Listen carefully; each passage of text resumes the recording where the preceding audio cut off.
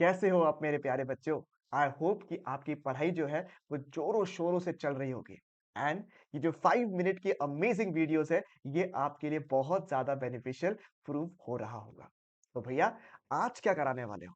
आज हम लोग दो important concept of the LLP जो कि आप शायद छोड़ने वाले थे, ठीक है, उसका वन शॉट अवेलेबल है, बाय द वे आप जाके देख सकते हो। तो दो important sections of the LLP को हम डिस्कस करने वाले हैं। Small LLP and designated partners. Sir ये स्मॉल एलएलपी पार्टनरशिप क्या होता है? सबसे पहले section number.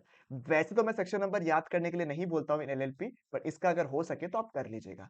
Section number 2TA, ठीक है, सेक्शन नंबर 2TA में इस लिखा हुआ है it means an LLP, it means an LLP in which the contribution of which does not exceed 25 lakh rupees, जिसमें कंट्रीब्यूशन 25 लाख से एक्सीड नहीं करता है, और a higher amount. Sir higher amount कितना तक लिखा हुआ है?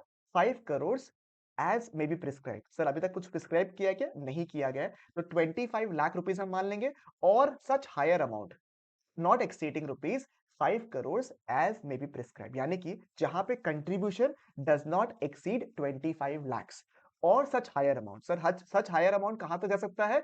5 करोड़ तक जा सकता है। तो फिलहाल के लिए दिमाग में क्या सेट करना है आपको?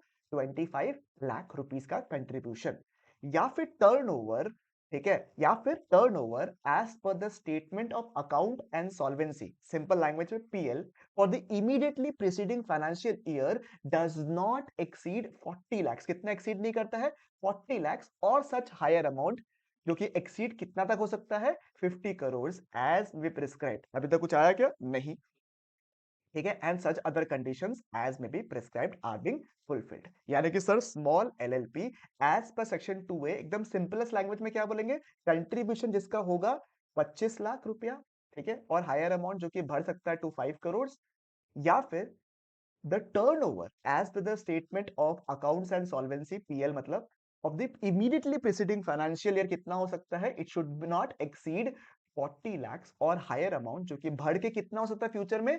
5 करोड़। एंड बाकी कंडीशंस जो आपको फुलफिल करना है, इस टाइप के एलएलपी को हम लोग बोलेंगे एज स्मॉल एलएलपी, ठीक है। Yes sir.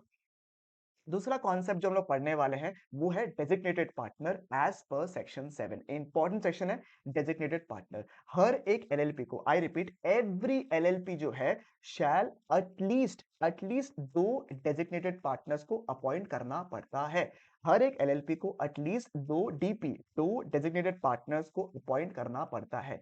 डेजिग्नेटेड पार्टनर्स जो है उन्हें इंडिविजुअल्स होना पड़ता है, यानी कि body corporates cannot be designated partners. They can be partners in the LLP, but they cannot be designated partners. ठीक है।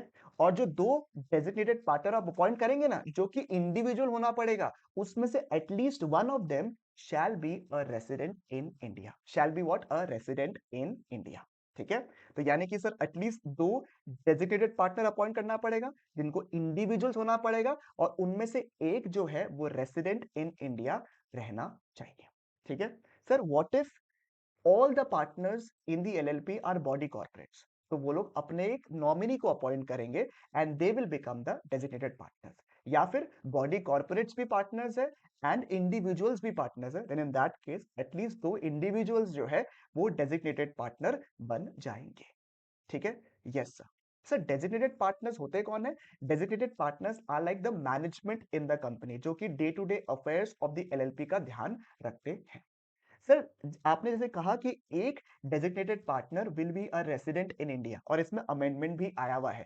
Sir what do you mean by a resident in India? देखिए लास्ट लाइन में लिखा हुआ who have stayed in India for a period of not less than 120 days during the immediately preceding financial year, उसे हम कहेंगे as resident in India. Citizen वगैरह कुछ नहीं है यहाँ पे, केवल रेसिडेंट होने से काम चल जाएगा। और रेसिडेंट में पहले 182 डेज था, जो कि अब घट के कितना हो गया है?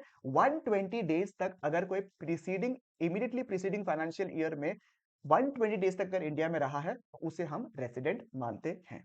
तो at least two people, one should be a resident India, and उन्हें इंडिविजुअल होना जरूरी है। तो हमने दो कॉन्सेप्ट डिस्कस किया, स्मॉल एलएलपी का कॉन्सेप्ट और designated partner as per section 7 of the LLP act. I hope कि आपको ये वीडियो जो है फायदेमंद लगा। जरूर से कमेंट डाउन करिएगा अगर आपको ये वीडियो फायदा लगा, ठीक है। और अगर एज सच कोई और टॉपिक है जो कि आप देखना चाहते हो तो उसके लिए भी कमेंट डाउन बिलो, ठीक है। दिस इज योर शशांक भैया signing off. I hope you have an amazing amazing preparations ahead.